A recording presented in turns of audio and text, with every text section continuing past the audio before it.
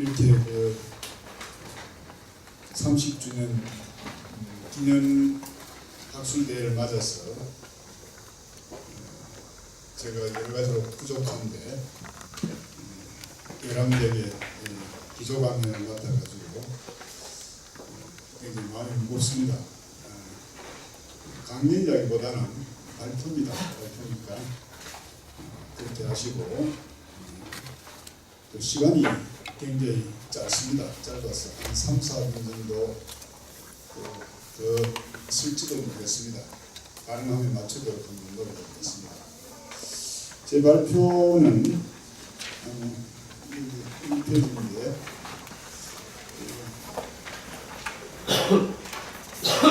선택적으로 읽으면서 한번 해보도록 하겠습니다. 1.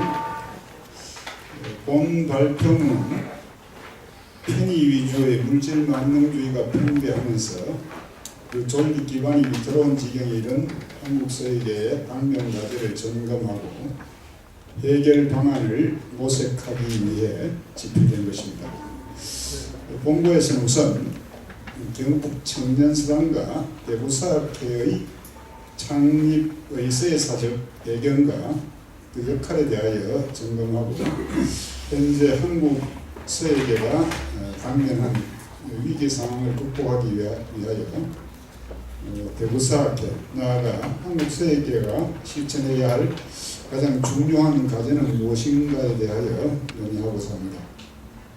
본고의 제목인 서법자연은 서의 근원과 본질에 대한 가장 원론적인 반론인 채용, 이택후, 유희제 등의 주장인 서조자연에서 이 조자가 잘못되었습니다.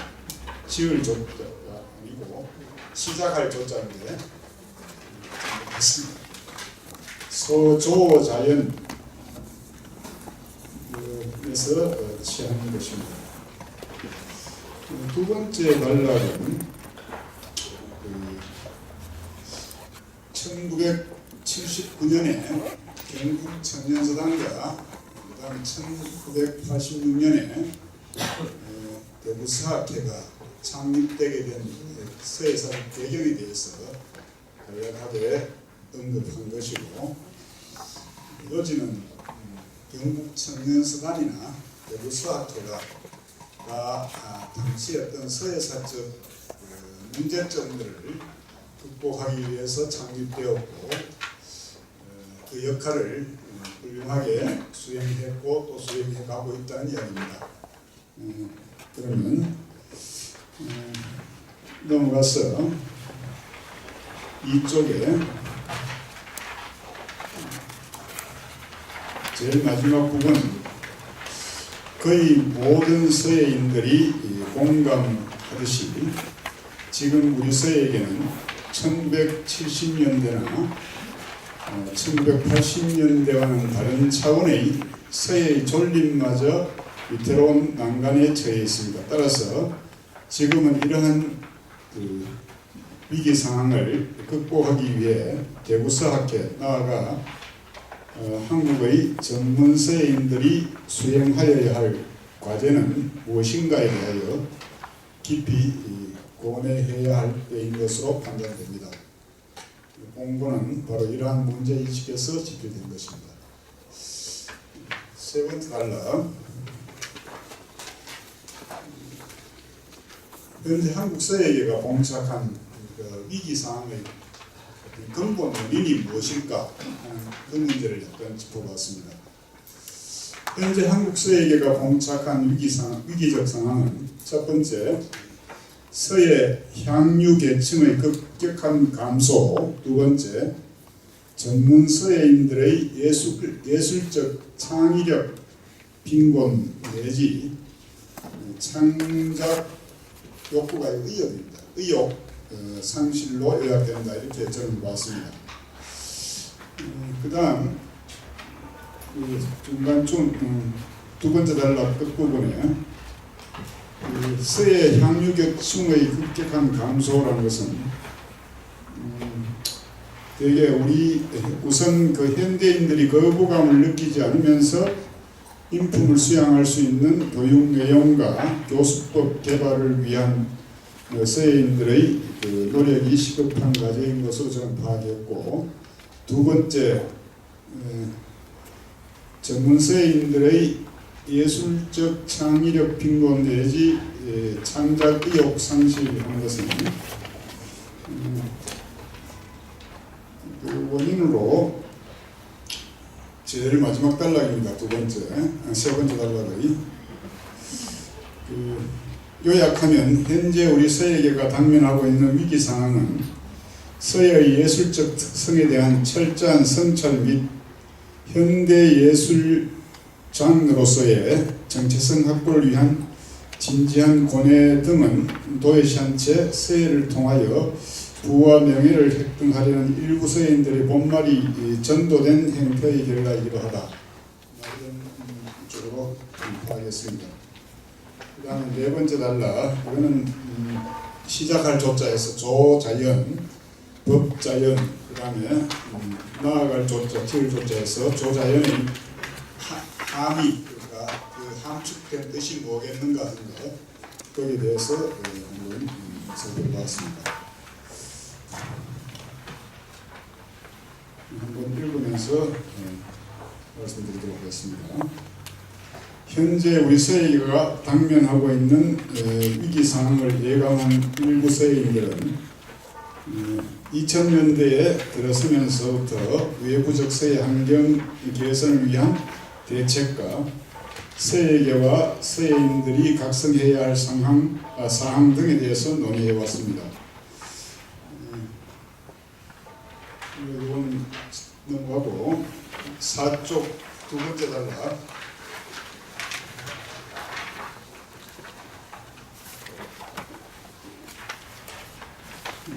일반적으로 특정 학술의 말폐가 초래한 위기 상황을 극복하기 위한 매우 중요하면서도 온당한 방안 가운데 하나는 그 성립 근원에 대한 반성적 성찰이라고 할 수 있습니다. 예컨대 조선 후기 경세 치용학파에 속하는 희락자들이 지나치게 내면화, 의식화됨으로써 현실 대응력을 상실해가던 성리학에 대한 대안으로 유학의 이 근원인 수사학을 강조한 것이 그것입니다.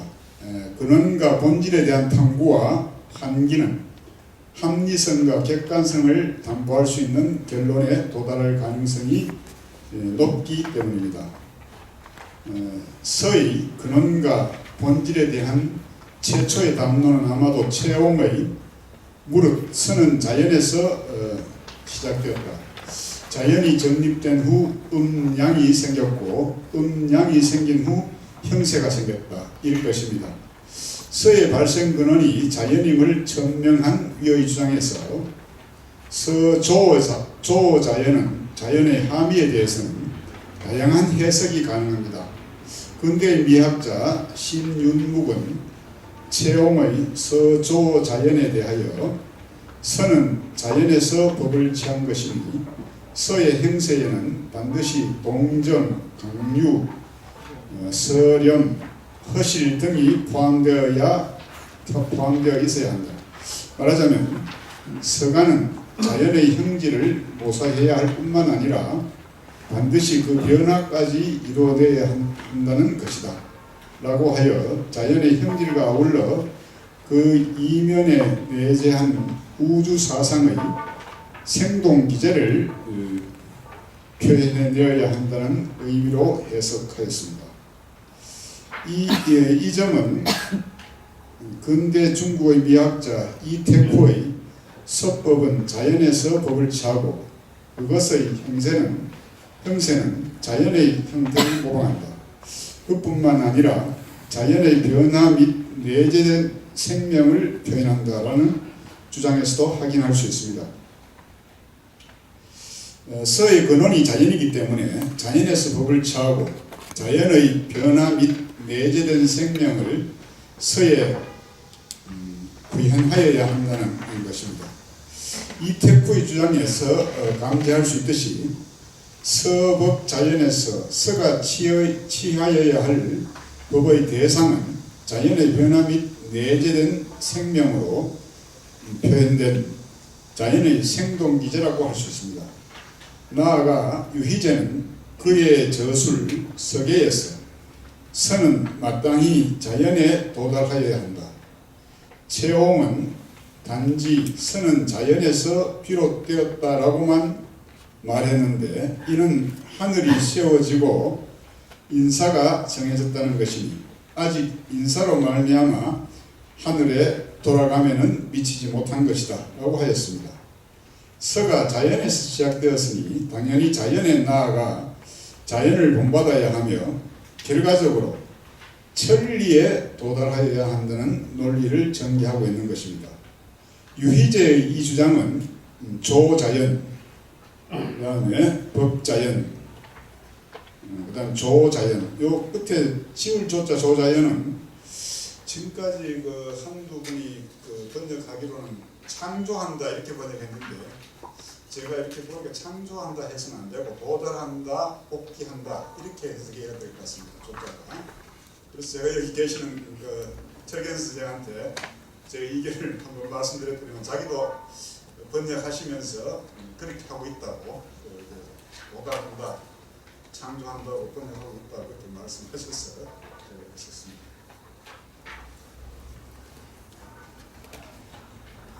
서의 존재론적 근거와 당위론적 의의를 말하자면 존재론적 근거라는 것은 시작할 조자, 비롯할 조자, 이 조자연이고 당위론적 의의는 법자연, 그 다음에 도달할 조자, 나아갈 조자인 조자연입니다. 일관성 있게 천명한 것입니다. 서의 예술적 특성에 대한 위의 주장들은 근원적인 측면에서 보면 예술의 발생 동기를 자연에 대한 인간의 원초적 향수에 기속시키고 예술가의 예술적 영감을 추동하는 근원이 자연임을 강조한 예술은 자연의 모방이라는 서양의 고전적 예술론과 그 인식론적 근거를 같이 한다고 할 수 있습니다. 그러나 예술은 자연의 모방이라는 아리스토텔레스의 주장에서 자연은 인간의 숙명적 한계를 초과하고자 하는 영혼이 지향하는 이상적 모델입니다. 이러한 점에서 볼 때 아리스토텔레스의 주장은 서에 대한 채용, 유희제 등의 정의가 지닌 함의와는 일정한 차이가 있습니다. 채홍, 유희제 등의 주장은 궁극적으로 한자문화권의 모든 학술사상이 지향하는 천인합일의 정신을 내포하고 있다는 점에서 단순히 자연을 담고자 하는 영혼의 소상인 자연 모방이 지닌 한계를 초국하고 한 차원 높은 경지를 향하고 있는 것입니다. 조선 후기의 대표적인 서가이자 독창적인 서론을 남긴 이삼만의 다음과 같은 주장 또한 서의 존재론적 근거와 당위론적 의의를 깊이 통찰한 학견이라고 할 수 있습니다. 이거는 생략하도록 하겠습니다. 다섯 번째, 자연의 근원하였으므로 자연을 본받아야 하며 궁극적으로 자연에 도달하여야 한다라고 서예의 근원과 예술적 특성을 정의할 때 서예가가 본받고 도달하여야 할 자연, 즉 천리의 실체는 무엇인가? 이 문제에 대한 탐구는 21세기 한국 서예계에 던져진 가장 원론적이면서도 우선적인 과제인 것으로 판단됩니다.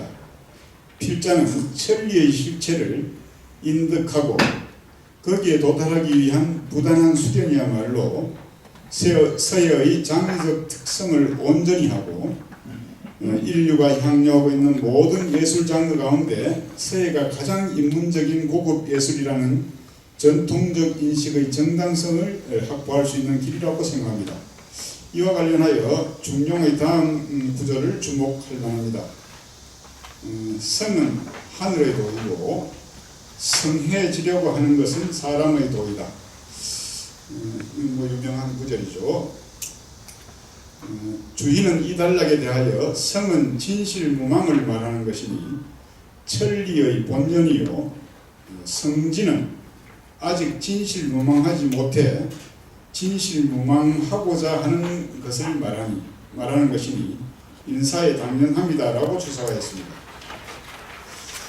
즉 천리의 핵심은 성이고 성에 도달하기 위해 끊임없이 나아가는 것이 인간의 길이라는 뜻이 됩니다. 위의 주석에 언급되어 있듯이 성의 뜻은 진실, 무망, 불기 등으로 정의될 수 있습니다. 또 주인은 설을 포함한 모든 존재의 근본 동인으로 성을 지목했습니다.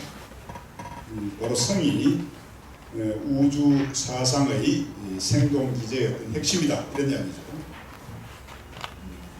성은 사물의 처음이요 끝이니 성이 있지 않으면 사물은 없다. 성은 자신을 성수시킬 뿐만 아니라 사물을 성수시키는 소위이다 라고 하여 성의 의의를 천명하고 있습니다.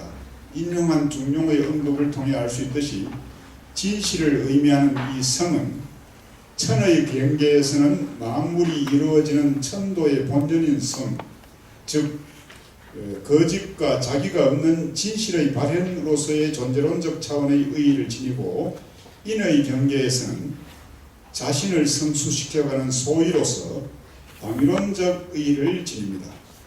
그러나 인도로서 당위에 해당하는 오자가 났습니다.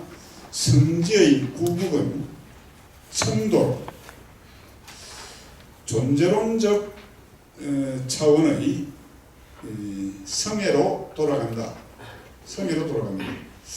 천하에 지극히 성실한 사람은 자기와 타인과 만물의 성을 다할 수 있고 천지의 하육을 도울 수 있고 천지와 함께 병립할 수 있다는 말은 바로 성지의 궁극적 도달점인 지성에 이르면 천인합일의 경지에 도달한다는 뜻입니다. 이상의 우회적인 검증을 거쳐 다시 앞에서 논의한 바를 정리하면 조자연, 법자연, 조자연에서 조의 대상인 자연의 궁극적 기착처는 천리이며 천리의 핵심은 바로 성이라고 할 수 있습니다. 이러한 관점에서 볼 때 서가가 설을 통해 구현하여야 할 궁극적 경지는 성입니다. 성에 도달하기 위한 여정인 성지의 과정에 법자연 혹은 상자연이 자리하며 그것은 부단한 예술적 수련과 인격적 자완성으로 가는 여정이기도 합니다. 이상만은 창암석일에서 자연에 나아가고 자연을 본받으며 자연을 형상하고 자연을 따라야 한다는 논리를 전개하면서 학서자가 도달하여야 할 최종적 경지를 다음과 같이 제시하고 있습니다. 대개 자연으로 돌아가야 한다. 자연이란 법의 극치에 이르러 무법으로 돌아가는 것으로 그 일삼음이 없는 것을 행하고 필묵의 기지가 없는 상태이니 그것을 쉽게 말할 수 있겠는가. 선은 하나의 도이기 때문에 짧은 시간에 성취할 수는 없다. 비상한 공을 들여야 한다. 라고 이야기했습니다. 이어 인용문에서 이상만은 서의 발성 근원이 자연이듯이 궁극적인 기착점 또한 자연임을 강조하고 있습니다. 다시 말하면 선은 존재론적 차원의 성에 의해 파생된 자연물의 형상과 기운을 본받아 형성되어 자연미를 구현하려는 진지한 노력, 즉 당위론적 성질을 거쳐 끝내는 아무런 자기가 없는 자연 그 자체의 경계인 성에 도달하여야 한다는 뜻으로 유희재의 이른바 의인복천이란 바로 이러한 경지를 지목한 것으로 생각됩니다. 학서의 실제에 조자연, 법자연, 조자연의 논리를 적용해보면 조자연이란 이미 존재하고 있는 만물의 형상과 존재 양태가 서의 근원이라는 뜻으로 해석할 수 있습니다. 자연의 일부인 인간이 여기에서 받은 심상을 가장 자연스럽게 마음, 팔, 손을 통해 가장 정직하게 전달할 수 있는 도구인 원추형 보필로 진실하게 표현하는 것이 서예라는 의미입니다.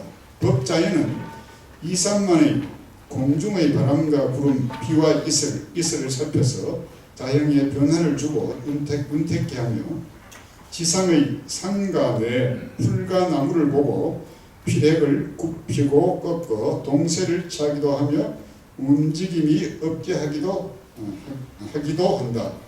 배와 뿔, 어금니와 송곳니를 가진 동물을 보고 글씨에 전기가 살아 움직이게 한다라는 창작론에서 감지할 수 있듯이 자연 사물의 존재 양상을 관찰하여 그 참모습을 정확히 인식하고 그것을 설하는 예술 형식을 통해 가식 없이 구현해내어야 한다는 의미로 이해됩니다. 법자인의 과정에서는 훌륭한 스승과 법첩이라는 검증된 전범을 통해 간접적인 인득 또한 자연에 도달하는 중요한 길이 될 수가 있을 것입니다. 그러나 작품 창작에 임하는 주체가 만상의 진면목과 그 리면에 객관적 규율로 작용하는 미법을 붓을 통해 형상적으로 구현해 나가는 모든 과정에서 외적인 유혹에 흔들림이 없는 성실함을 견지해 나가야 할 것입니다. 법자연의 과정은 후국적 경지, 즉 조자연에 도달하기 위한 여정이자 인욕이 삭트는 것을 막고 천리를 보존해가는 심성수양의 길이기도 한 것입니다. 조자연은 법자연의 극치에 이르러 드디어 자연으로 돌아가 자연과 하나가 되는 합일의 경지입니다. 예컨대 김정희가 오랜 공력을 쌓은 뒤 최만년에 도달한 예술 세계가 지닌 미적 특성, 즉 봉은사 판전 글씨에 구현된 꾸밈없는 자연스러움, 이것이 바로 천연 혹은 조자연의 경지일 것입니다. 조자연, 법자연, 조자연으로 압축될 수 있는 학서 여정 검토에서 드러난 것처럼 서예는 신미 이상의 형상적 구현에 치중하는 여타의 조형 예술 장르와는 달리 성에 도달하는 것을 이상으로 한다는 점에서 진, 천년의 아름다움을 구현하려 한다는 점에서 미, 성에 도달하는 과정 그 자체가 심성수양의 여정이라는 점에서 선을 아울러 추구하는 예술입니다. 서예는 작은 도가 아니라는 이산만의 선언은 서예야말로 인류가 최고의 덕목으로 여겨 함양하고자 하는 보편타당한 가치인 진선미를 아울러 추구하는 가장 수준 높은 예술 장르이기 때문일 것입니다. 마지막 이 결론은 최근에 우리 학회에서 발표한 두 분의 논문이 송학인 교수의 경우 창신에 비중을 두었고 김병기 교수의 경우 법보에 비중을 두고 현재 위기 상황에 대한 대응 방안을 이야기했는데 거기에 대한 이야기고 제일 마지막 단락만 읊어보겠습니다. 필자는 두 교수의 제언이 모두 현재 우리 서예계가 당면한 난관을 극복하는 데 일정한 도움이 될 수 있다고 생각합니다. 그러나 서예의 근원과 본질을 이루고 있는 성, 즉 진의 바탕을 두고 선과 미를 추구하는 예술임을 깊이 인식하고 이러한 서예관에 입각하여 수련과 창작에 임하는 것이 우선적인 과제인 것으로 생각합니다. 다들 아시는 거 제가 그냥 들어가면 정리해 봤을 따름입니다. 감사합니다.